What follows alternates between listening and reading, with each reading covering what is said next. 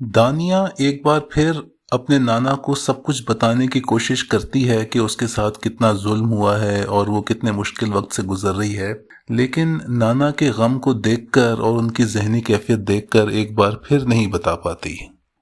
دانیہ کے باپ صلاح الدین کو اپنی ساس کے آخری الفاظ یاد آ رہے ہوتے ہیں کہ انہوں نے مرتے وقت صلاح الدین کو اپنی بیٹی دانیہ کی حفاظت کرنے کی تلقین کی تھی، خاص طور پر اس بڑے گھر میں اپنی دوسری بیوی کے سوتیلے پن سے اس کو بچانے کی تلقین کی تھی۔ تو آخرکار صلاح الدین کو بھی کچھ غیرت آ جاتی ہے اور اس کی دوسری بیوی الماس جب دوبارہ دانیہ کے خلاف باتیں کرتی ہے تو صلاح الدین اسے چپ کرا دیتا ہے، اور نہ صرف چپ کراتا ہے بلکہ اس کو آخری وارننگ بھی دے دیتا ہے کہ آئندہ وہ دانیہ کے خلاف بات نہ کرے۔ اس سے الماس بہت کڑتی ہے اور دل ہی دل میں فیصلہ کر لیتی ہے کہ وہ دانیہ کو سبق سکھا کر رہے گی۔ شہروز دانیہ کے گھر آیا ہوا ہوتا ہے اور جب دانیہ سے ملاقات ہوتی ہے تو اپنی ماں کے سکھائے ہوئے طریقے کے مطابق وہ دانیہ سے پیار محبت کی باتیں کرتا ہے، لیکن دانیہ اس سے کھلم کھلا بات کرتی ہے کہ اس سے اپنے شوہر کو کسی دوسری عورت کے ساتھ شیئر نہیں کیا جا رہا، جس پہ کہ شہروز کہتا ہے کہ وہ اس بات کی قدر کرتا ہے کہ دانیہ یہ مصیبت جھیل رہی ہے۔ دانیہ کو تو کبھی بھی پیسے دولت کا شوق نہیں تھا، وہ تو ایک محبت بھری زندگی چاہتی تھی جو کہ اس کو نہیں مل رہی۔ شہروز بہرحال اس کو تسلیاں دیتا ہے کہ اس کو جب بھی ضرورت پڑی تو وہ دانیہ کے لیے حاضر ہوگا، موجود ہوگا۔ شہروز دانیہ کی نانی کے انتقال اور ان کے سوئم کے لیے پریس ریلیز کرتا ہے، لیکن اب یہ خبر میڈیا تک پہنچی ہی ہوتی ہے کہ اچانک تھرتھلی مچ جاتی ہے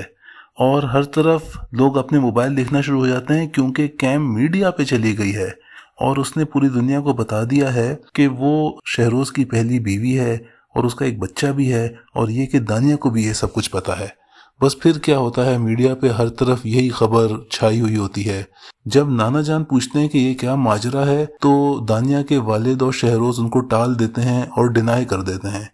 بلکہ شہروز کا پورا خاندان ہی ڈینائی کر دیتا ہے کہ ایسا کچھ ہوا ہے، بلکہ وہ کہتے ہیں کہ یہ تو ایک رومر ہے۔ اور حیرت کی بات یہ کہ دانیہ بھی اپنے سسرال کا ساتھ دیتی ہے اور وہ بھی کہتی ہے کہ یہ سب کچھ جھوٹ ہے، اور دبے ہی دبے لفظوں میں الماس کو بھی سنا دیتی ہے کہ کچھ لوگ ہیں جو کہ اس کی شادی خراب کرانے کے پیچھے پڑے ہوئے ہیں اور وہ شہروز کا ساتھ دے گی اور ان تمام سازشوں کو ناکام بنائے گی۔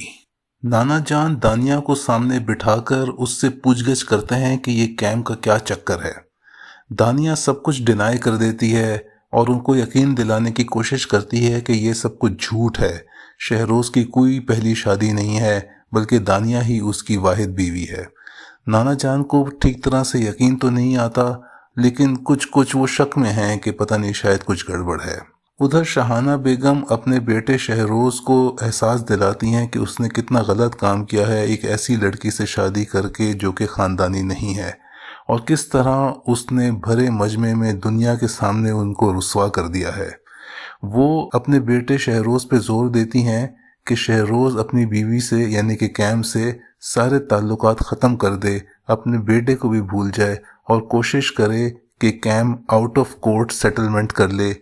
شہروز کا خیال ہے کہ کیم ایسا کچھ نہیں کرے گی کیونکہ اس نے تو شہروز کے ساتھ محبت کی شادی کی تھی، لیکن شاہانہ بیگم کے کہنے پر پھر بھی وہ کوشش کرتا ہے۔